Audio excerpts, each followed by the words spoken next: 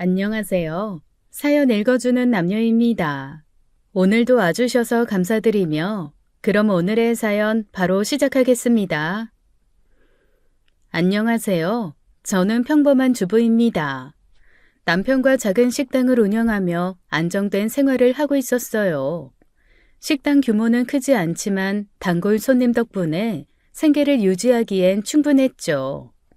매일 반복되는 일상 속에서도 불만 없이 행복하게 지냈습니다. 그저 평범하고 무탈하게 살아가는 것이 저의 유일한 소망이었죠. 남편 역시 성실히 일했고 부부 사이는 좋은 편이었습니다. 가끔 손님들이 저희 부부를 보며 다정하다 부러워할 정도였죠. 물론 여느 다른 부부처럼 크고 작은 갈등은 있었어요. 하지만 서로 이해하며 금방 풀어냈습니다. 저는 그렇게 저희 가족이 소박한 행복을 계속 누릴 수 있을 거라고 믿었어요. 적어도 그날의 사건이 벌어지기 전까지는 말입니다. 시동생은 3년 전에 결혼을 했어요. 동서는 참 온순하고 조용한 성격의 여자였습니다. 처음 봤을 때부터 말수가 적고 수줍음이 많아 보였어요. 웃을 때도 작게 미소를 짓는 정도였죠. 저는 그런 동서가 처음부터 마음에 들었습니다. 그런데 동서에게는 마음 아픈 사연이 있었죠. 동서는 20대 때 부모님을 모두 여의고 혼자 지내왔다고 합니다. 그 때문에 결혼식에도 친척이 거의 오지 않았어요. 결혼식을 치르는 내내 동서가 얼마나 외로울지 마음이 쓰였습니다. 결혼 후에도 동서는 시댁에서 은근한 무시를 당했어요. 시어머니와 시누이는 집안 행사 때마다 동서를 은근히 따돌렸죠. 명절에 음식 준비를 할 때도 동서에게는 잡일만 시키곤 했어요. 제가 보기엔 참 예의 바르고 착한 사람인데 왜 그렇게 구박을 당하는지 안타까웠죠. 이렇게 착한 사람이 왜 이런 대우를 받아야 하나 화가 나기도 했고요. 그래서 저는 동서를 더욱 신경 써서 챙기게 됐습니다. 지은아, 너는 저기 쌀자루랑 고구마랑 배추랑 좀 옮겨놔라. 그리고 뒷마당에 김치독이 몇 개 있는데 깨끗이 씻어둬라. 빨리 움직여라 좀. 네, 어머님. 어머님, 그 많은 걸 동서 혼자 어떻게 해요? 저도 같이 할게요.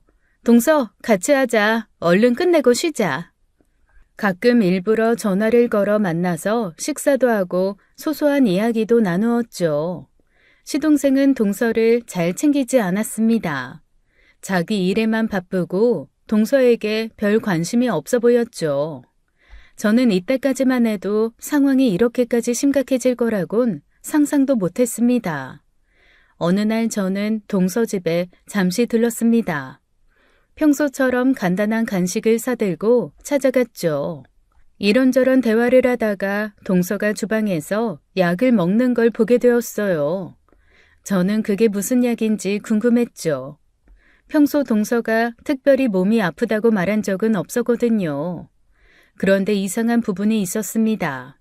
보통 약이라면 제약회사 이름과 약 성분이 적힌 통에 담겨 있잖아요. 하지만 동서가 먹던 그 약은 아무 표시 없는 일반 플라스틱 병에 들어있었어요. 그래서 동서에게 무슨 약인지 물었죠. 동서, 무슨 약이야? 몸이 어디 안 좋아? 아, 이거요? 별거 아니에요. 아가씨가 건강 챙기라고 준 비타민이에요. 별일이죠? 동서가 말한 비타민 약통이 자꾸 마음에 걸렸습니다. 약통 안에는 평범해 보이는 작은 알약들이 들어있었어요. 약을 보면서도 무언가 석연치 않은 느낌이 들었죠. 시누이는 시어머니 옆에 찰싹 붙어 동서를 괴롭히면 괴롭혔지 비타민을 선물해 줄 정도의 성정을 가진 사람도 아니었고요. 저는 동서가 주방에 갔을 때 통에서 알약 하나를 꺼내 챙겼습니다. 일단 동서에게는 아무런 말도 하지 않고요. 이 작은 알약 하나가 어떤 큰 파장을 불러올지 그때는 상상도 못한 채 말이죠. 동서와 이런저런 수다를 떨다가 헤어지고 저는 약국으로 향했습니다. 약통에서 챙겨온 알약이 어떤 약인지 물어보려고요. 저는 챙겨온 약을 꺼내 약사에게 보여주었어요. 저기, 약사님, 혹시 이 약이 무슨 약인지 알 수 있을까요? 이 약을 어디서 구하신 거예요?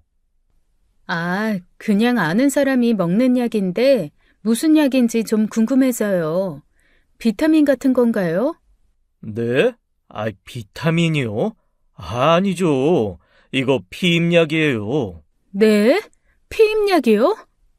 저는 그 말을 듣는 순간 기겁을 했습니다. 미친 신우가 이걸 비타민이라고 속이고 동서에게 선물한 거예요. 동서는 자신이 복용하는 약이 피임약인 줄도 모르고 비타민이라고 굳게 믿고 있었고요. 저는 곧바로 동서에게 전화를 걸었습니다. 동서, 아가씨가 준 그 약 먹지 마. 절대로 먹으면 안 돼. 아니다, 당장 버려. 네? 왜요, 형님? 무슨 일 있어요? 지금 전화로는 얘기하기 좀 그래. 내가 지금 바로 갈 테니까 집에서 기다리고 있어. 가서 자세히 말해줄게. 저는 그 길로 동서 집에 다시 갔습니다. 동서 집에 도착하자마자 저는 숨기지 않고 솔직히 말했어요. 동서, 놀라지 말고 들어. 아가씨가 준 그 약, 비타민 아니야. 피임약이래. 방금 약국 가서 직접 확인했어. 제 말에 동서 표정이 굳어졌어요. 그러더니 이내 말없이 고개를 숙이고 눈물을 흘리기 시작했습니다. 동서는 작은 목소리로 어렵게 말을 꺼냈어요. 제가 아이 갖는 걸 원하지 않는 것 같아요. 남편도 아가씨도. 제가 멍청해서 그런 걸까요? 동서, 그런 말이 어딨어. 저는 그 말을 듣고 순간적으로 할 말을 잃었습니다. 지금껏 동서가 아이를 기다리며 얼마나 마음고생했는지 알기 때문이었죠. 시동생 부부는 사실 난임 부부였어요. 결혼 당시 동서 나이가 좀 있기도 했고 난임 병원도 다니고 있다고 알고 있었죠. 시어머니는 제가 임신을 못한다고 아들 빨리 낳으라고 엄청 구박하셨어요. 맨날 저한테만 문제가 있다고 대놓고 욕하시고 그러셨는데 아가씨는 그거 다 봐놓고 도와주지는 못할 망정 왜 저한테 이런 짓을 하는지 정말 이해가 안 돼요. 제가 뭘 그리 잘못했다고 이렇게까지 하는지 정말 모르겠어요. 저도 도무지 이해가 가지 않았습니다. 이건 장난이라고 할 수도 없는 만행이었죠. 아니 범죄였어요. 왜 신우이가 동서에게 그런 끔찍한 짓을 한 것인지 알 수 없었습니다. 평소에도 동서에게 못되게 굴긴 했지만 이 정도일 줄은 몰랐죠. 저는 곧바로 신우이를 찾아가기로 마음먹었습니다. 이걸 그냥 냅두면 안 되잖아요. 가서 신우가 헛소리라도 하면 정말 머리채라도 잡고 싶은 심정이었다니까요. 동서가 겪은 일에 대해 분명한 책임을 묻고 싶었죠. 머리끝까지 화가 나서 씩씩거리며 나가려는데요. 동서가 급하게 제 팔을 잡았어요. 동서는 간절한 눈빛으로 저를 보며 말했습니다. 형님, 저 부탁이 있어요. 제발 이번 일은 그냥 조용히 넘어가 주세요. 부탁드릴게요, 형님. 동서, 뭐라고? 말이 되는 소리를 해. 어떻게 이런 일을 그냥 묻고 가? 절대로 안 돼. 내가 당장 아가씨 찾아가서 제대로 사과도 받고 필요하다면 법적인 처벌까지 받게 할 거야. 이건 그냥 넘어갈 일이 아니라는 거 동서도 알잖아. 형님, 저도 너무 화나고 억울한데요. 사실 이번에 남편이 사업자금을 아가씨한테 빌리기로 했어요. 지금 괜히 제가 문제 만들었다가 아가씨가 남편한테 돈 안 빌려준다고 할지도 모르고. 그러면 저 정말 난처해져요. 남편도 엄청 화낼 게 뻔하고요. 그러니까 제발 이번 한 번만 그냥 참아주세요. 네? 형님, 제발 부탁드려요. 뭐? 사업자금? 그것 때문에 참으라니. 동서, 제발 그러지 마. 당당하게 살아. 동서 잘못한 거 하나도 없잖아. 아, 제발요, 형님. 그리고 아주버님께도 절대 말씀하지 말아주세요. 아주버님이 이 일을 알게 되시면 분명 난리 날 거고, 그럼 제 입장이 정말 곤란해져요. 제발 이번 일은 우리 둘만 알고 조용히 덮어주세요. 네? 동서. 나 솔직히 말하면 동서가 정말 이해가 안 돼. 대체 정말 왜 이렇게까지 하는 거니? 아무리 그래도 그렇죠. 저는 동서를 도저히 이해할 수가 없었습니다. 답답하기도 했고요. 이런 일을 당하고도 왜 참으려 하는지 괜히 죄 없는 동서에게도 화가 났어요. 하지만 아주 나중에 동서가 이럴 수밖에 없는 이유를 알고 저는 정말 마음이 아팠습니다. 동서는 끝내 눈물을 흘리며 저를 말렸습니다. 그 모습에 저도 더 이상 나설 수가 없었죠. 당사자가 제발 일을 키우지 말아달라고 이렇게 부탁하는데 어쩌나요? 동서의 간곡한 부탁을 결국 들어주기로 했습니다. 그래, 이번만 동서 부탁 들어줄게. 하지만 잘 들어, 동서. 나 한 번만 더 아가씨가 이딴 막장 장난치면 그때는 동서가 아무리 말려도 내가 시댁 뒤집어 엎어버릴 테니까 그렇게 알아. 알겠어요, 형님. 정말 이번만 부탁드릴게요. 감사해요, 형님. 이게 대체 뭐가 감사한 일인지 정말 모르겠다. 하지만 제 마음은 여전히 복잡했어요. 이런 문제가 결코 여기서 끝날 것 같지 않았거든요. 그런데 피임약 사건 이후 동서의 상태가 눈에 띄게 이상해졌어요. 전에는 말수는 적어도 웃음이 있던 사람이었거든요. 하지만 그 사건 이후 동서는 작은 소리에도 깜짝 놀라곤 했습니다. 가족 모임에서도 동서는 시댁 식구들 눈치를 보며 구석진 자리를 찾아 혼자 앉아 있었죠.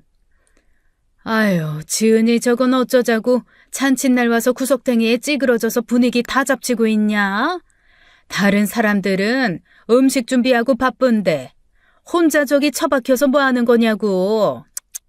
식구들 보기도 부끄럽지도 않어? 혼자 있는 게 마음이 편해서 그런 거겠죠. 그동안 얼마나 다들 마음 불편하게 그랬으면 동서가 저러겠어요. 서방님도 본가 오셨으면 동서 마음 편하게 좀 챙겨주세요. 그렇게 나몰라라 하지 마시고. 서방님 아내잖아요.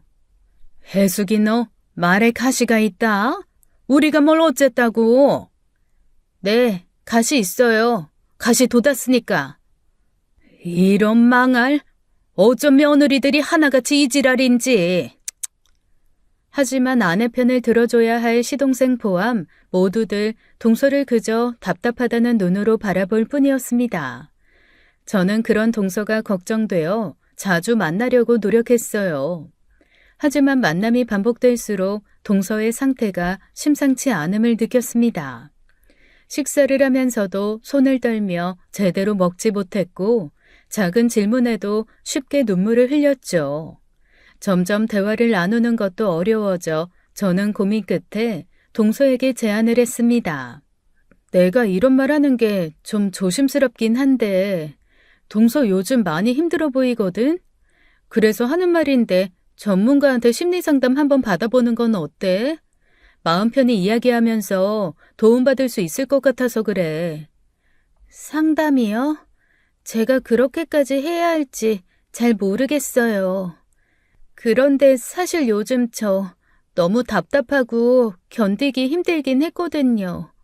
형님이 그렇게 말씀하시니까 한번 받아볼게요. 제 지인 중 한 분이 그런 일을 하기에 저는 동서에게 그곳을 소개해 주었습니다. 그 후 동서는 제가 소개해 준 상담센터에 다니기 시작했죠. 그리고 얼마 안 가 동서 얼굴이 점차 편안해지는 듯 했어요. 상담을 다녀온 날이면 동서도 얼굴도 밝아졌습니다. 저도 그 모습에 마음이 한결 가벼워졌죠. 그때만 해도 모든 것이 좋아질 거라 믿었어요.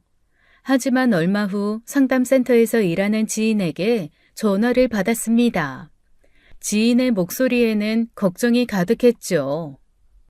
해숙 누님, 큰일이에요. 지은 씨가 갑자기 심한 불안 증세를 보이면서 더 이상 상담을 못하겠다고 하네요. 저희가 아무리 진정시키고 설득시키려고 해도 소용이 없어요. 그리고 이제 센터에 나오시지도 않고 연락도 받지 않으세요. 어? 아니, 갑자기 왜 그러는데?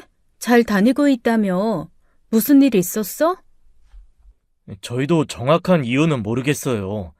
다만 최근 며칠 사이에 무슨 일이 있었던 것 같아요. 그런데 그걸 통 말을 안 하시네요. 계속 안절부절 못하고 몹시 불안해하는 것 같아요. 누님께서 한번 잘 말해서 무슨 일이 있었던 건지 좀 알아봐 주세요. 그래, 알았어. 연락 줘서 고마워. 불길한 마음으로 저는 동서를 찾아갔습니다. 집에 도착해보니 동서는 멍하니 앉아 있었어요. 저를 보고도 아무 말 없이 바닥만 바라봤죠. 상담 잘 다닌다더니 갑자기 왜 그만두려고 그래? 무슨 일 있었어? 나한테는 편하게 말해도 되니까. 어디 불편한 거라도 있었던 거야? 그게, 형님, 저 사실은요. 아니, 그러니까 저도 잘 모르겠어요. 죄송해요, 형님. 동서는 계속 말을 망설였어요. 무엇인가 큰일이 있음을 직감했습니다. 그래서 저는 천천히 동서를 안심시키며 그저 기다려 주었어요. 스스로 말해주길 바라면서요. 한참 후에야 동서는 작은 목소리로 어렵게 입을 열었습니다. 사실 아가씨가 다 알아버렸어요. 뭐를 알아? 설마 그 피임약 사건? 네. 그래서 아가씨가 뭐래? 미안하대? 장난이었대? 뭐라고 했는데? 나한테 제대로 얘기해줘봐. 아가씨가 뭐라고 했는데 동서가 이렇게 불안해? 그게 제가 그 일로 충격을 받아서 상담을 다니는 것까지 아가씨가 알아버려서요. 아가씨가 저한테 전화해서 막 욕을 하더니 남편 사업자금 빌려주기로 한 거 다 없던 일로 하겠다고. 그걸 남편이 알고 저한테 엄청 심하게 화를 냈어요. 그 돈 못 받으면 다 저 때문이라면서 가서 아가씨한테 무릎 꿇고 빌라는데 제가 왜 그래야 돼요? 그래서 못하겠다고 하니 또 화내고. 저도 정말 어떻게 해야 할지 모르겠어요, 형님. 동서가 말하는 동안 저는 주먹을 꽉 쥐었습니다. 뭐 이런 빌어먹을 남매가 다 있나요? 말도 안 되는 그런 만행을 걸리면 사죄가 먼저 아닌가요? 지 잘못 걸리자 투자를 안 하겠다는 협박을 대체 왜 하나요? 저는 시동생도 어이가 없었습니다. 시누이가 자기 아내에게 그런 장난 아닌 만행을 저질렀으면 시누이에게 화를 내야 정상 아닙니까? 그런데 자기 아내 때문에 돈 못 빌렸다고 아내에게 화를 내다뇨. 정말 이해를 할 수가 없는 뇌구조를 가진 인간들이었어요. 아니, 이게 동서가 무릎을 꿇어야 할 일이야? 아가씨가 꿇어야지.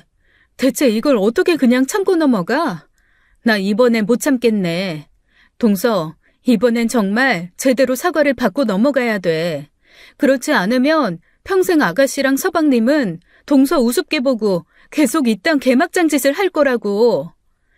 근데 형님, 그렇게 했다가 남편이 진짜로 저랑 이혼하자고 하면 어쩌죠? 저 너무 무서워요. 동서, 이혼? 그 말을 할 사람은 서방님이 아니라 너야. 대체 왜 동서가 서방님을 무서워하고 눈치를 봐야 하냐고. 동서, 미안한데 나 진짜 너무 답답하다. 동서의 이야기를 듣고 저는 참을 수가 없었습니다. 제가 성격이 성인군자 성격이 아니라 속에서 천불이 났죠. 시누이를 당장 만나서 이 일을 따져야겠다고 결심했습니다.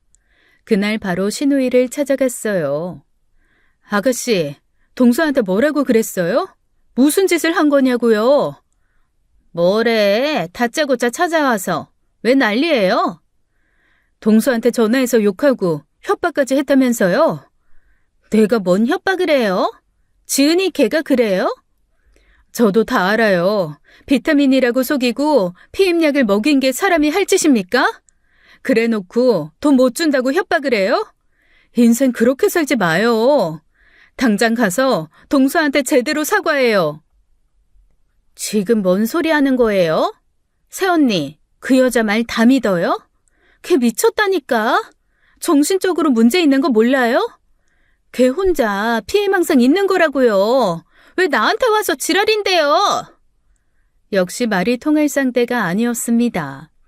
애당초 말이 통할 정도의 인간이라면 그런 장난도 안 쳤겠죠. 신우이의 태도에 저는 어이가 없다 못해 주먹이 절로 쥐어지더군요. 반성은커녕 오히려 저를 향해 날을 세우고 있으니 말이죠. 그러더니 더 기가 찬 말을 늘어놓기 시작했어요. 솔직히 말해서 지은이 걔 우울증 아니고 정신분열 아닌가? 맨날 피해의식에 사로잡혀서 혼자 소설 쓰잖아. 집에 와도 구석에 처박혀서 혼자 뭐라고 중얼중얼거리고. 딱 봐도 미친 앤데. 이쯤 되면 우울증 치료가 아니라 조현병 약을 처먹여야지. 왜 엄한 데서 피해자 코스프레야? 재수없게. 아가씨, 말이면 다인 줄 알아요? 미쳤다고? 재수없다고? 누가 먼저 시작을 해서 사람을 미치게 만들었는데 그딴 말을 해요. 동서가 아니라 정신과 치료는 아가씨부터 받아야겠네. 세상에 어떻게 이렇게 뻔뻔할 수가 있어요? 제 말의 그 순간 신우이의 눈빛이 변했습니다. 뭐라고? 새언니, 아니, 혜수가 너 지금 미쳤니? 어디서 막말이야? 정신 가출했어? 뭐 정신과 치료를 받으라고? 어이가 없네 진짜. 그러더니 갑자기 손으로 제 어깨를 팍 치고 밀더라고요. 그래서 저도 똑같이 신우이 가슴을 퍽 쳤습니다. 아, 이 미친년이. 야, 너 지금 나 쳤냐? 네가 먼저 쳤잖아. 이 정신 파탄자야. 그리고 뭐 년? 년? 난 욕 못해서 안 하는 줄 알아? 나도 무섭게 말해봐. 오줌 지리게 해줘? 어디서 입을 함부로 놀려? 그때였어요. 갑자기 신우이가 제게 달려들더니 제 머리채를 잡았습니다. 진짜 어이가 없더라고요. 저 역시 가만히 당하고 있을 순 없었죠. 저도 힘껏 신우이의 머리채를 움켜잡았어요. 저 힘 셉니다. 그대로 신우를 당겨서 바닥으로 패대기 쳐버렸어요. 아우, 내 허리. 아우, 사람 살려. 여기 미친 여자 있어요. 아이고, 나 죽는다. 동네 사람들, 사람 죽어요. 아, 어떡해. 내 허리 진짜 부러진 것 같아. 그때 일을 마치고 퇴근을 하는 심해부가 저희를 발견한 거예요. 아니, 이게 지금 대체 무슨 일이에요? 여보, 왜 바닥에 그러고 누워있어? 여보, 나 좀 살려줘. 경찰 불러. 아무 이유도 없이 갑자기 달려들어서 내 허리 꺾어버렸다고. 심해부는 놀라서 저를 보더라고요. 그래서 저 당당하게 말했어요. 매부, 아가씨가 대체 무슨 짓을 하고 다니는지 아세요? 동서한테 비타민이라고 속여서 몰래 피임약을 먹였어요. 그거 알고 충격받아서 힘들어하는 사람한테 조현병 걸린 미친년이라면서 정신병 약이나 먹으라고 온갖 폭언에 무릎 안 꿇으면 돈 안 빌려준다고 협박까지 했다고요. 제가 그 꼴을 보고 그냥 있을 수가 있어요? 뭐라고요? 여보, 지금 아주머님이 한 말이 사실이야? 당신 정말 그런 짓을 했어? 아니야, 여보. 혜숙이 저게, 아니, 새언니가 지금 거짓말하는 거라고. 내가 무슨 그런 미친 짓을 해. 다 새언니가 꾸며낸 거야. 정말이야. 매부, 제가 대체 뭐가 아쉬워서 비싼 밥 먹고 여기 와서 거짓말까지 하며 아가씨를 때리고 있겠어요? 누가 진짜 거짓말하는 건지 잘 생각해 보세요. 제 말에 심해부는 잠시 저와 신우이를 번갈아 보더니 화난 얼굴로 신우이에게 말했어요. 김상미, 너 제정신이야? 대체 무슨 생각으로 그런 말도 안 되는 짓을 저질러? 어떻게 가족한테 그런 못된 짓을 할 수가 있냐? 아주머님, 정말 죄송합니다. 제가 몰라서 이런 일이 벌어졌네요. 제대로 단속 못한 제 탓이에요. 진심으로 죄송합니다. 야, 김상미, 당장 집으로 들어가. 오늘 집에서 나랑 얘기 좀 제대로 하자. 어서! 저는 씩씩거리며 거친 숨을 내쉬며 신우이를 내려다봤습니다. 그러고 한마디 더 하고 나왔죠. 아가씨, 이번이 마지막 경고예요. 앞으로 단 한 번이라도 더 동서한테 이딴 몹쓸 짓 하면 그땐 정말 가만 안 둬요. 법적 처벌까지 각오하라고요. 내 말 똑똑히 기억해둬요. 웃기고 있네. 이 미친 것이 네가 뭔데 나한테 명령질이야? 너도 어디 두고 보자. 두고 보긴 뭘 두고 봐. 김상미, 너 아직 정신 못 차렸어? 어디서 욕이야, 욕이. 동네 시끄럽게 하지 말고 당장 집으로 안 들어가? 신우이는 결국 허리를 부여잡고 기어서 자기 집으로 기어서 들어갔죠. 신우이와의 사건 이후 동서의 상태는 더 나빠졌습니다. 더 큰 문제는 시동생의 행동이었어요. 오히려 별것 아닌 일로 동서가 유난을 떤다며 짜증을 냈죠.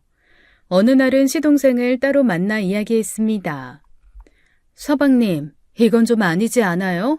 그래도 남편이면 동서 상태부터 걱정하고 최우선으로 생각해야 하는 거 아니에요? 어떻게 자기 아내한테 그렇게 무관심할 수가 있어요? 형수가 뭔데? 우리 집 일에 참견이에요. 내 아내는 내가 알아서 할 테니까 그냥 신경 끄세요. 오만 곳에 다 참견질을 하고 돌아다니네. 남의 집안 문제에 끼어들지 마시라고요. 뭐라고? 끼어들만 하니까 끼어드는 거지. 서방님이 동서한테 제대로 했으면 내가 왜 참견을 해요? 정신 차려요 좀. 아이씨, 존나 피곤하게 하네. 형수, 제발 그냥 가요. 가서 형수 가게나 신경 쓰세요. 가서 식당 설거지나 하시라고요. 그쵸. 신우이 몸에 흐르는 막장피가 시동생에게도 없을 리가 없죠. 시동생은 신우이에게 돈 못 빌렸다고 자기 입장만 내세우며 제게 화를 내더군요. 그나마 중간에서 남편이 저를 말렸어요. 김재훈, 너 지금 제정신이야? 이게 어디서 손윗 사람인 네 형수한테 막말이야? 정신 제대로 안 차리지? 형, 내 말은 그게 아니라, 자꾸 형수님이 내 집안일에 간섭하시니까, 짜증이 나서 그랬어요. 내가 뭐 일부러 그런 것도 아니고요.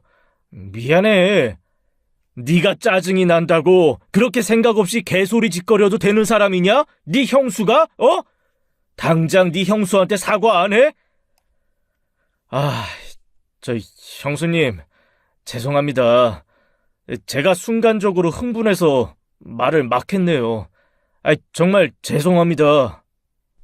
서방님, 저한테 사과하지 않으셔도 돼요. 그냥 동서 좀 잘 챙겨줘요.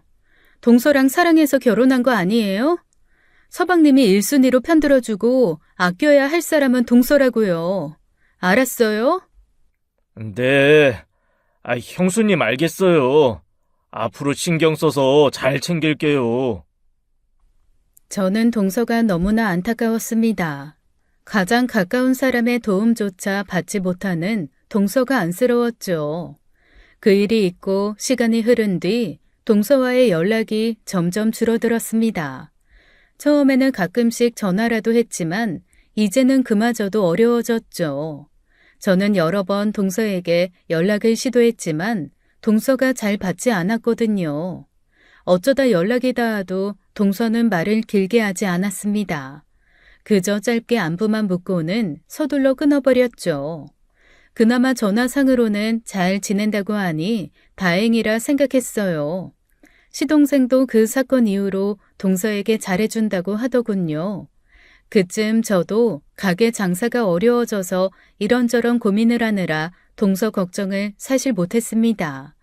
그런데 어느 날부터 동서가 가족 행사에 안 보이기 시작했어요.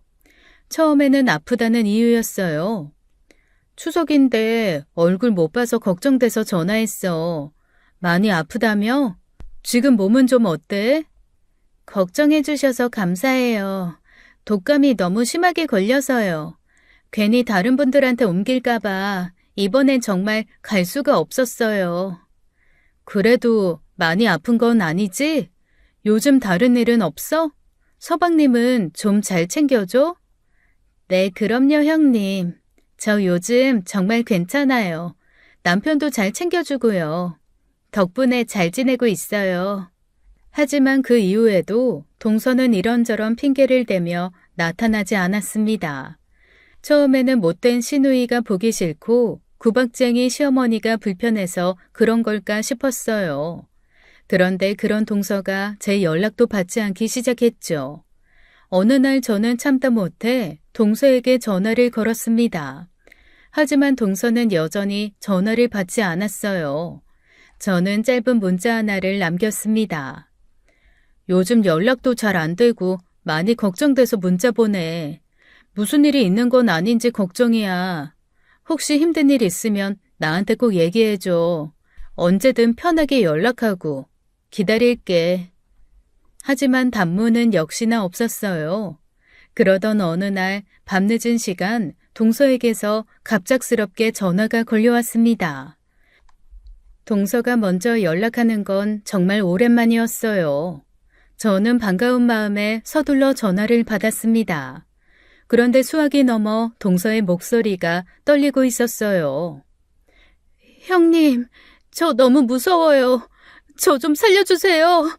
저 정말 어떻게 해야 할지 모르겠어요. 형님, 좀 도와주세요. 동서, 진정하고 천천히 말해봐. 겁먹지 말고. 지금 어디에 있는 거야? 내가 당장 갈 테니까 어딘지 알려줘. 그때 전화가 또 끊겼어요. 다시 전화를 걸었지만 동서는 제 전화를 받지 않았죠. 저는 일단 동서 집으로 향했습니다. 가는 동안 시동생에게도 전화를 했지만 받지 않았어요. 급하게 동서 집 앞에 도착해 초인종을 눌렀습니다. 잠시 후 시동생이 문을 열었어요. 왜 이렇게 전화를 안 받으세요? 잤어요. 아, 왜요? 서방님, 동서 어디 있어요? 집에 있어요? 형수님, 뭘 그렇게 난리예요? 이 밤에 왜 이래요? 동서한테 무슨 일이 생긴 것 같아요. 지금 당장 동서 좀 찾아야 돼요. 어디 있냐고요? 빨리요. 아, 지은이 여행 갔어요. 걔 혼자 바람 쐬러 갔다고요. 여행이요? 무슨 소리예요? 방금 동서가 나한테 전화해서 너무 무섭다고 도와달라고 했다고요. 여행 간 사람이 왜 그런 전화를 해요? 난 그런 거 모르겠는데요. 뭐 아마 어디 여행 가서 술이라도 먹고 술주정한 거 아니에요? 시동생의 말이 어딘가 이상했습니다. 보통 자기 아내가 이런 전화를 했다고 하면 걱정을 먼저 하는 게 정상 아닌가요? 하지만 시동생은 아무런 걱정이 없는 얼굴이었어요. 저는 시동생을 똑바로 바라보며 다시 물었죠. 서방님, 정말 여행 간 거 맞아요? 확실한 거죠? 거짓말 아니죠? 제가 확실하냐고 묻자 시동생 얼굴에는 짜증이 피어오르기 시작했어요. 맞다고요. 아니, 몇 번을 말해요. 사람 잠은 다 깨워놓고. 알겠어요. 아무래도 이건 그냥 넘어갈 일이 아닌 것 같아요. 동서한테 진짜 무슨 일이 생긴 걸 수도 있으니까 경찰에 신고부터 하는 게 좋겠어요. 아, 형수님. 여행 가서 잘 놀고 있는 사람을 왜 경찰에 신고를 해요? 지금 사람 골탕 먹이려는 거예요? 아, 그런 쓸데없는 짓 하지 마세요. 역시나 이상한 반응이었습니다. 무언가 숨기고 있는 게 분명했어요. 저는 시동생이 안 된다고 하거나 말거나 경찰에 신고를 했습니다. 동서가 여행을 간 게 아니라는 확신이 들었거든요. 여보세요? 경찰서죠? 사람이 실종된 것 같아서 신고하려고요. 제 동서가 갑자기 연락이 안 되고 이상한 전화가 왔어요. 너무 걱정되는데 좀 도와주세요. 형수님, 지금 뭐 하는 거예요? 당장 전화 끊어요. 누가 신고하랬어요? 아니, 전화 줘요, 빨리. 서방님, 가만히 있어요. 이거 그냥 넘길 일이 아니라니까요. 네, 경찰관님, 신고 접수 부탁드립니다. 경찰에 신고를 하고 다시 동서에게 전화를 걸었지만 역시나 계속 전화가 꺼져 있었습니다. 제 걱정은 점점 커졌죠. 급기야 저는 시동생 집까지 들어가 동서를 찾았어요. 하지만 동서는 집에 없었습니다. 여행 갔다니까요. 내 말 못 믿어요? 아, 형수 어이없네. 어이가 없는 건 서방님이죠. 동서한테 살려달라고 전화가 왔다니까요. 그럼 남편 되는 사람이면 아내 걱정이 먼저 아닙니까? 대체 그 태연한 태도는 뭔데요? 서방님은 지금 동서가 어디에 있는지 정확히 알고 있는 거예요? 말해보세요. 아이씨, 여행 갔다니까 더럽게 꾀꾀거리네. 뭐요? 저는 걱정되는 마음이 하늘을 찌를 지경이었습니다. 다음 날까지 동서와는 연락이 닿지 않았어요. 그런데요, 다음 날 아침 일찍 경찰로부터 연락이 왔습니다. 하지만 저는 경찰의 말에 정말 기겁을 했어요. 도저히 말도 안 되었죠. 저 신고 전화 주셨던 이혜숙 님이시죠? 아까 이혜숙 님 동서 되시는 박지은 씨가 조금 전에 본인이 직접 저희한테 연락을 주셨어요. 잘 지내고 있다고 하시네요. 네? 동서가 정말 괜찮대요? 진짜로 무사한 거 확실한 거예요? 네, 박지은 씨가 직접 여행지에서 잘 지내고 있다고 말씀하셨습니다. 너무 걱정하지 않으셔도 될 것 같아요. 네? 그게 정말인가요? 근데 이상하잖아요. 전화가 계속 꺼져 있었는데 어떻게 연락이 된 거예요?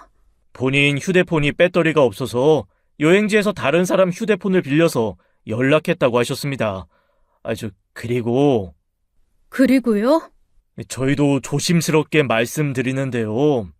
박지은 씨가 본인이 많이 불편하니 앞으로 연락을 안 하셨으면 좋겠다고 전해달라고 하시네요. 네? 뭐라고요? 그럴 리가 없어요. 분명 뭔가 위협을 받아서 그렇게 말한 거 아닐까요? 우리 동서가 절대로 그런 말 할 사람이 아니에요. 주변에서 웃는 소리도 들리고 전혀 그런 분위기는 아니었던 것 같습니다. 저희도 몇 번이고 확인했어요. 혹시 주변에서 위협을 가하는 분위기냐고요. 아니라고 하시더라고요. 무엇보다 박지은 씨 본인이 워낙 확실하게 말씀하시면서 요청하셔서요. 이혜숙 씨가 너무 가정사에 관여를 하셔서 부부관계 분란이 생긴다고 앞으로는 제발 관심을 갖지 말아달라고 하시더군요. 저 이혜숙 씨, 이쯤에서 박지은 씨한테 더 이상 간섭을 안 하시는 게 좋겠어요. 무언가가 분명하게 잘못되었습니다. 경찰의 말은 정말 말도 안 되었어요. 제 간섭이 싫다는 동서가 무섭다고 제게 도와달라고 전화를 먼저 하는 게 말이 됩니까? 앞뒤가 안 맞아도 한참 안 맞았죠. 이것을 경찰에게 계속 말했지만 경찰은 그저 똑같은 말만 되풀이했어요. 동서 본인이 제가 연락하는 게 싫다고 직접 말했으니 더 이상 동서에게 관여하지 말라는 거죠. 자기들도 어쩔 수 없다고 하면서요. 자기들도 어찌할 수 없다고요. 정말 기가 막히고 코가 막히겠더군요. 저는 이대로는 안 되겠다고 생각했습니다. 무슨 일이 있어도 동서를 직접 만나야 한다는 생각만 들었어요. 하지만 방법이 없었습니다. 시동생은 그저 여행 가서 잘 놀고 있는 사람 귀찮게 하지 말라는 식으로만 말하고 동서는 전화를 꺼두고 있으니 말입니다. 저는 마음이 급해졌어요. 혹시나 해서 동서와 친한 친구들에게 수소문하기 시작했어요. 이전에 동서를 통해 만나본 적이 있는 동서 친구들이었죠. SNS를 통해 한 명씩에게 연락을 해보았지만 모두 비슷한 대답이었습니다. 최근 들어 동서와 연락한 사람이 단 한 명도 없다는 거예요. 마지막으로 동서와 제일 친했던 친구에게도 물었어요. 안녕하세요. 저 혹시 지은이랑 최근에 연락된 적 있어요? 아무리 해도 연락이 안 돼서요. 아니요. 저도 요즘 지은이랑 전혀 연락이 안 돼서 걱정하고 있었어요. 무슨 일이라도 있는 걸까요? 동서는 주변의 그 누구와도 연락이 되지 않는 상황이었습니다. 저는 가슴이 답답해 숨이 막힐 지경이었어요. 저는 더 이상 기다릴 수 없었습니다. 제가 할 수 있는 방법도 없었고요. 결국 전문적으로 사람을 찾는 사설 탐정을 고용하기로 했죠. 탐정과 만나 동서에 대한 정보를 최대한 전달했습니다. 동서의 최근 사진과 평소 자주 가던 장소까지 모두 알려주었죠. 탐정은 꼼꼼히 내용을 기록한 뒤 조사를 시작하겠다고 말했습니다. 며칠 동안 저는 초조한 마음으로 연락을 기다렸어요. 하루하루가 너무 길고 힘들었죠. 그동안에도 동서는 연락이 전혀 안 되었어요. 그리고 일주일 뒤 탐정에게서 전화가 왔습니다. 저는 떨리는 손으로 전화를 받았죠. 여보세요? 동서는요? 찾으셨어요? 지은이 찾으셨어요? 아니요, 죄송합니다. 아직 못 찾았습니다. 네. 그런데 조사 중에 조금 이상한 점을 발견해서요. 이 부분은 꼭 아셔야 할 것 같아서. 무슨 일인데요? 빨리 말해주세요. 사실 이런 경우에는 사람을 찾으면서 몇 가지 추가 조사를 해보는 게 제 원칙이거든요. 하도 비슷한 사건이 많아서. 그중 하나가 피해자 명의로 거액의 보험 가입이 있었는지를 확인하는 겁니다. 보험이요? 네, 생명보험이요. 공식적인 루트를 이용하는 게 아니긴 한데요. 어쨌거나 제가 확인해 본 결과 동서분 명의로 몇 개월 전 가입된 생명보험이 있더라고요. 생명보험이요? 네, 그것도 한 건이 아니라 여러 건이었어요. 금액도 꽤 고액이었고요. 이 정도면 월 납입금도 상당할 텐데 보험금 수령자는 부군으로 되어 있었고요. 이거 상당히 수상하거든요.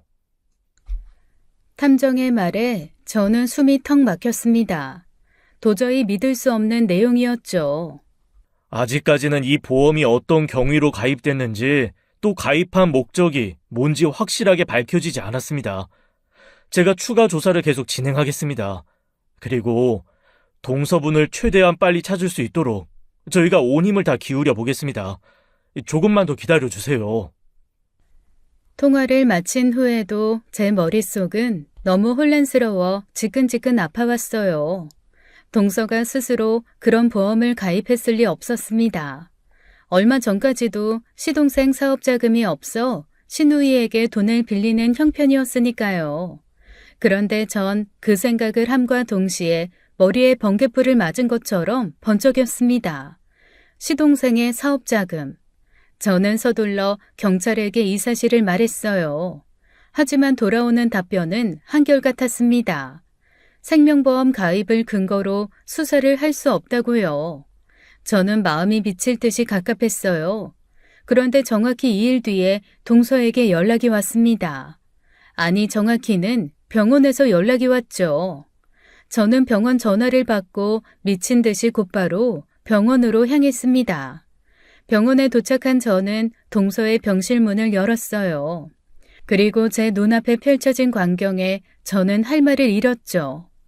침대 위에 누워있는 동서는 얼굴과 온몸이 온통 멍으로 뒤덮여 있었어요. 그리고 팔과 다리, 여기저기 붕대까지 감겨 있었어요. 동서의 상태는 너무나 심각했습니다. 이 상황이 믿기지도 않았죠. 동서, 도대체 이게 무슨 일이야? 내가 얼마나 동서를 찾아다녔는지 알아? 대체 그동안 어디 있었던 거야? 죄송해요, 형님.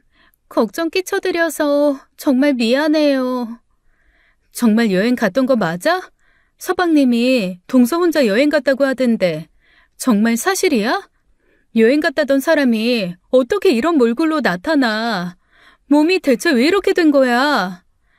그게 동서는 제 물음에 답을 제대로 못했어요. 저는 마음을 진정시키고 동서에게 다시 한번 물었습니다. 제발 솔직하게 말해봐. 어떻게 하다가 이렇게 다친 거야? 누가 이런 짓을 한 거니? 나한테 제대로 말해줘야 내가 도와줄 수 있잖아. 그게, 형님, 저 그냥 교통사고였어요. 잠깐 길을 걷다가 차에 살짝 부딪혔어요. 동서, 말도 안 되는 소리 하지 마. 교통사고라니. 누가 봐도 거짓말이잖아. 이게 어디 차에 살짝 부딪힌 모습이야? 동서의 대답은 말도 안 됐어요. 교통사고로 이렇게 다치는 사람이 대체 어딨나요? 저는 바로 무언가 심각한 일이 있음을 알았습니다. 동서의 표정과 태도에서 무언가 숨기고 있다는 걸 느꼈죠. 저는 한참을 고민하다 동서에게 어렵게 입을 열었어요. 탐정이 알려준 동서 이름으로 가입된 거액의 생명보험에 대해서요. 내가 동서 걱정돼서 사실 사람 붙였어. 동서 좀 찾아달라고. 그러다가 내가 뭘 알게 됐는지 알아? 바로 동서 명의로 가입된 거액의 생명보험이야. 동서, 보험 가입한 적 있어? 어? 이게 뭘 뜻하는 건지 아냐고. 네? 아니요, 형님. 보험이라뇨. 저는 그런 거 전혀 모르는데요. 저 보험에 가입한 적도 없고 들어본 적도 없어요. 정말이에요. 동서는 제 말을 듣고는 순간 표정이 굳어졌습니다. 역시 동서도 모르고 있던 보험이었어요. 동서는 충격을 받은 듯 말을 잇지 못했습니다. 지금 일어나는 일들 절대로 그냥 넘기면 안 돼, 동서. 정말 심각한 문제라고. 어쩌면 목숨이 달린 문제일지도 몰라. 동서, 제발 나한테 솔직히 말해줘. 그래야 내가 도와줄 수 있어, 어? 동서는 무엇이 그리 불안한지 입술만 몇 번 깨물며 제 시선을 피했습니다. 저는 그런 동서를 조용히 다독였어요. 이제 혼자 슬퍼하지도 말고 혼자 아파하지도 마, 어? 속으로 끙끙대지 말고 나한테 다 털어놔. 지은아. 이제 날 언니라고 생각하고 나한테 다 말해. 무슨 일이 있어도 지은이 너 내가 끝까지 도와줄게. 이윽고 동서는 어렵게 마음을 먹었는지 천천히 말을 꺼냈습니다. 저는 동서의 충격 고백에 두 눈을 질끈 감고 말았죠. 형님, 혜숙이 언니, 사실은 저 교통사고 난 거 아니에요. 그래, 알아. 그럼 대체 무슨 일이 있었던 거야? 누가 너한테, 대체 누가 이런 몹쓸 짓을 한 거야, 어? 남편이요. 김재훈 그 인간이 절 때렸어요. 몇 날 며칠 계속 맞다가 남편이 잠깐 졸고 있는 사이에 목숨 걸고 겨우 도망친 거예요.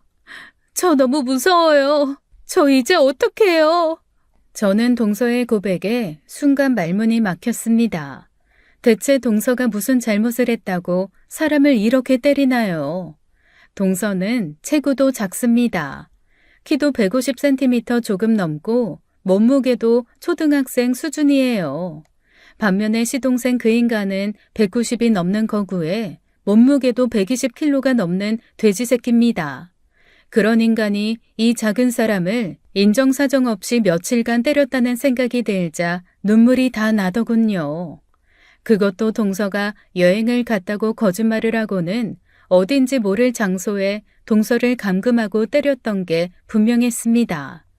동서가 제게 전화를 한 그날 제가 경찰에 신고를 하자 시동생 그 개새끼는 동서를 때리며 경찰에게 자기는 괜찮다고 말하라고 강제로 시킨 거였죠. 손이 부들부들 떨렸어요. 너무 화가 나고 열이 올라 주체가 안 되었죠. 당장 이놈을 잡아다가 광화문 내거리에 효수하고 싶었습니다. 그런데 그 순간 동서가 정말 뜻밖의 말을 했어요. 형님, 사실 제가 남편한테 맞을 때 몰래 구석에 핸드폰 숨겨놓고 그 장면 찍어뒀어요. 증거라도 남겨야 할 것 같아서요. 저는 동서의 그 말에 놀랐습니다.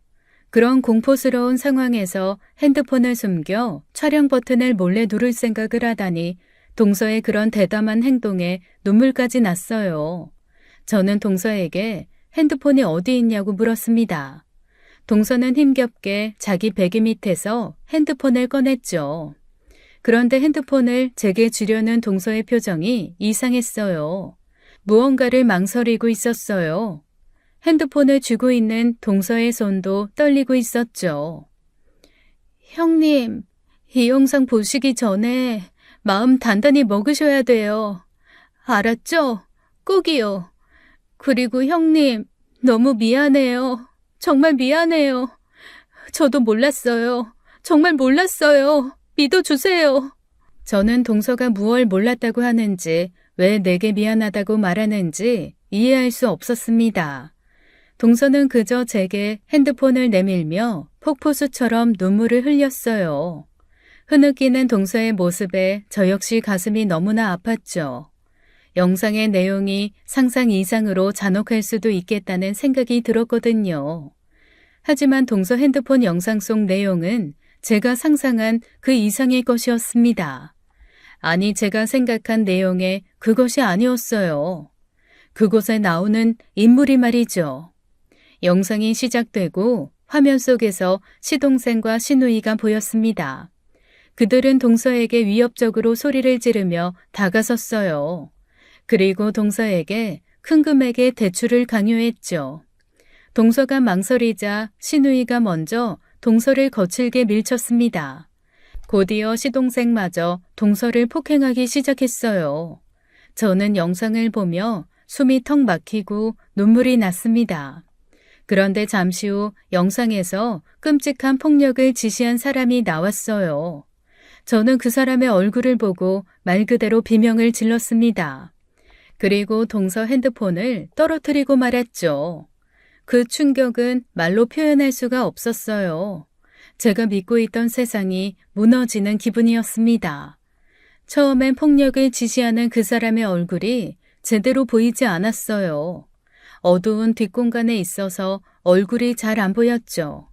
하지만 곧 그 남자가 어두운 공간에서 걸어 나왔습니다. 그 남자는 제 남편이었어요. 개쓰레기 피는 시누이와 시동생에게만 있는 게 아니었어요. 제 남편에게도 진하게 흐르고 있었던 것이었습니다. 야, 그렇게 해서 제가 말을 듣겠냐? 팍팍 못 때려? 왜? 벌써 힘들어? 지쳤냐? 이 새끼 순 비계 덩어리네. 아이씨, 형, 이거 다 근육이거든? 야, 박지은, 널로 와. 어딜 기어가? 벌레처럼 기어가는 우리 올케. 그런다고 도망은 못 가요, 우리 올케. 영상 속 남편은 태연하게 서서 시누이와 시동생에게 폭력을 지시하고 있었습니다. 도저히 믿을 수 없는 광경이었어요. 믿었던 사람의 충격적인 진실이 눈앞에 펼쳐진 것이었으니까요. 그리고 너무나 마음이 찢어지게 아팠어요. 저 악마 같은 인간들이 동서에게 하는 그 무자비한 행동에 슬픔과 분노가 같이 일었죠. 하지만 이제는 분명히 해야 할 일이 있었습니다. 아무리 남편이라고 해도 용서할 수 없는 일이었으니까요. 아니, 더욱 제가 앞장서서 이 개쓰레기들한테 돌팔매질을 해야 했어요. 저는 곧바로 핸드폰을 들어 경찰에 신고했습니다. 전화를 받는 경찰에게 상황을 설명했죠. 얼마 지나지 않아 경찰차가 병원에 도착했어요. 병원은 순식간에 소란스러워졌죠. 저는 경찰관들에게 가지고 있던 동서의 핸드폰 영상을 건넸습니다. 영상을 본 경찰들은 매우 심각한 표정이었어요. 왜 아니겠습니까? 누구라도 그 영상을 보았다면 충격을 받았을 거예요.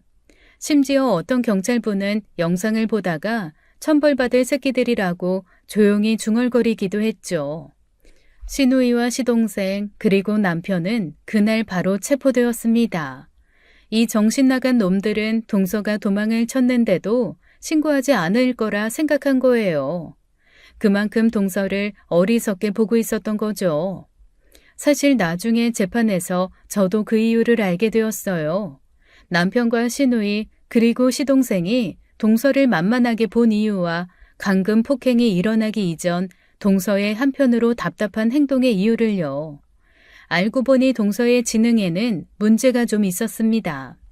경계선 지능 장애라고 하더군요. 지적 장애는 아니었지만 그렇다고 또 지극히 정상으로 똑똑한 사람은 아니었던 겁니다. 저도 정말 몰랐어요. 그저 말없이 잘 웃는 착한 사람이라고만 생각했죠. 처음부터 악마 같은 시동생은 그런 동서를 일부러 골랐는지도 몰라요.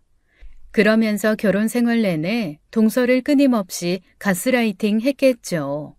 심지어 동서는 친정도 없고 형제도 없었으니 얼마나 손쉬운 먹잇감이었겠어요. 저는 그 사실을 알고 더 분노했습니다.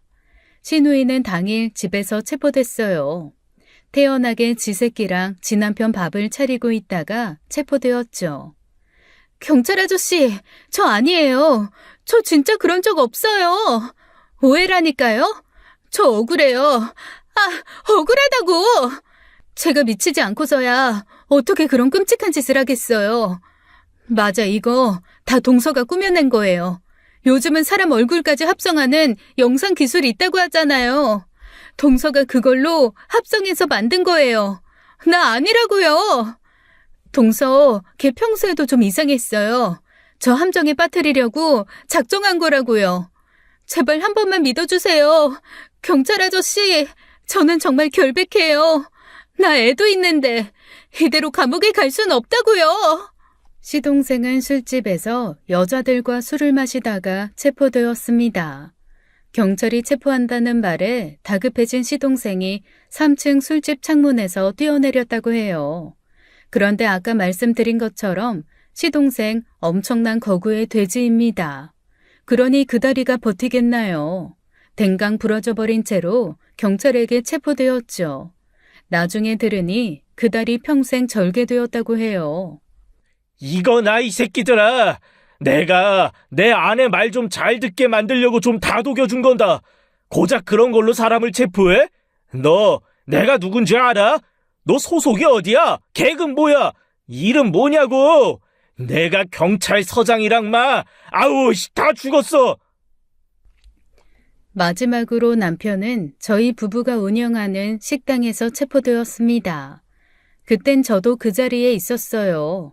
남편에게 어디 있냐고 전화로 물어본 다음 경찰에게 남편 위치를 알려준 게 저였으니까요.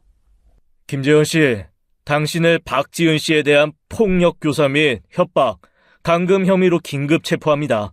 당신은 묵비권을 행사할 수 있고 변호사를 선임할 수 있습니다. 네? 지금 무슨 소리를 하시는 겁니까? 제가 폭력 교사를 했다고요? 이거 무슨 오해가 있는 것 같은데 제가 왜 체포를 당해야 합니까? 대체 누가 이런 말도 안 되는 모함을 한 건데요? 오해? 당신 지금 오해라는 말을 입에 담을 자격이나 있다고 생각해? 내가 모든 증거 다 확인했어. 당신이 그 끔찍한 폭력을 직접 지시한 장면 하나하나를 똑똑히 봤다고. 그 영상 보면서 내 눈을 믿을 수가 없었어.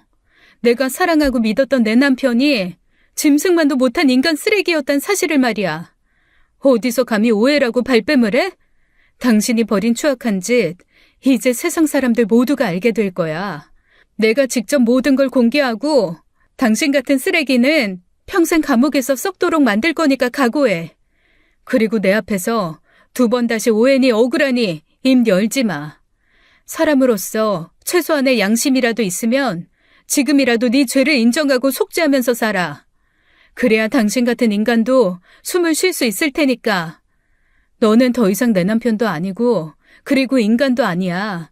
그냥 인간 쓰레기일 뿐이지. 알겠어? 남편은 믿기지 않는다는 표정으로 저를 바라보았습니다. 그렇게 남편과 시누이, 시동생은 결국 모두 긴급 체포되었어요. 사건은 빠르게 진행됐어요. 경찰 조사 후 검찰에 사건이 송치됐고 재판 날짜가 잡혔죠. 재판 과정에서 그들은 처음엔 강하게 혐의를 부인했어요. 그런데 그게 부인이 되나요? 동서가 촬영한 완벽한 증거가 있는데요. 그 증거들 앞에 결국 범죄를 인정할 수밖에 없었어요. 마침내 판결 선고일이 다가왔습니다. 저는 동서와 함께 법정에 앉아 결과를 기다렸어요. 재판장이 피고인들을 향해 차갑게 판결을 읽어나가기 시작했죠. 피고 김재훈은 본 사건에서 폭력교사, 협박 및 사기죄로 유죄가 인정된다.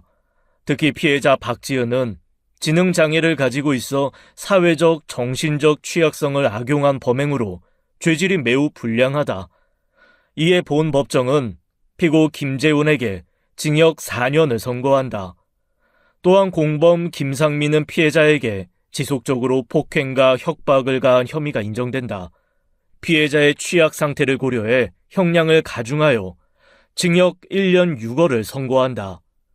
피고인 김상호는 피해자의 배우자임에도 불구하고 보호 의무를 저버리고 오히려 폭력에 적극 가담하였다. 이는 피해자의 장애를 더욱 악용한 행위로 인정되어 징역 3년을 선고한다. 판결은 그들이 저지른 범죄만큼 무거웠어요. 특히 재판부는 시동생이 아내를 보호하기는커녕 폭행에 가담한 점을 강하게 질책했죠. 이 쓰레기들은 끝까지 반성을 하지 못하고 항소를 했습니다. 하지만 결과는 동일했어요. 법정에서 시어머니와 마주친 적이 있어요. 그때 시모가 저와 동서를 향해 한숨 섞인 큰 소리로 말했습니다. 아휴, 우리 집에 어쩌다가 저런 여자 하나 잘못 들여서 이렇게 온 집안이 풍비박산이 났는지 모르겠다. 집 팔자 사나운 것도 모자라서 남편이랑 시댁 식구들까지 다 망쳐놨어. 저런 독한 걸 왜 우리 집에 들였는지 원통해서 못 살겠네.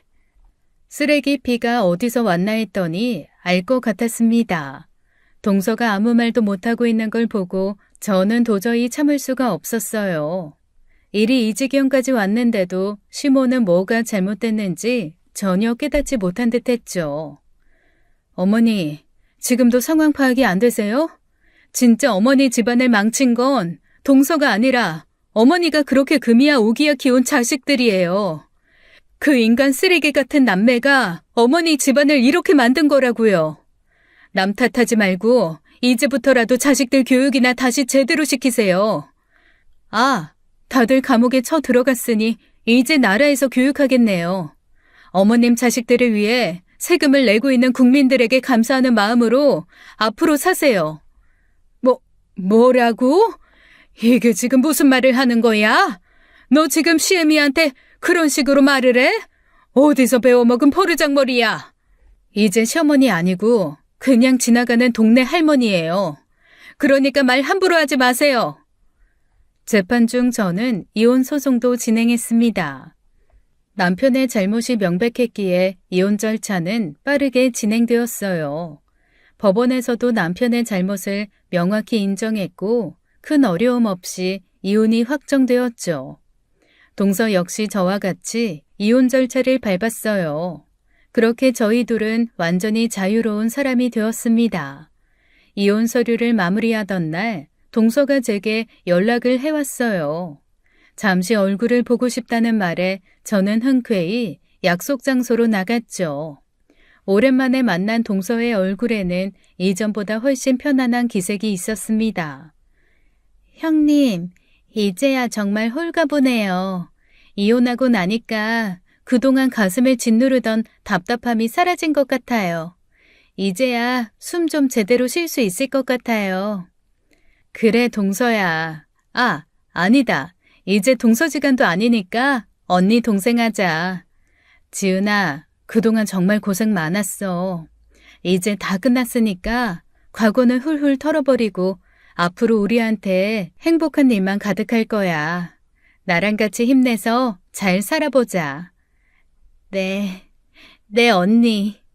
이혼 이후 저와 동서는 이전보다 더 자주 만났습니다.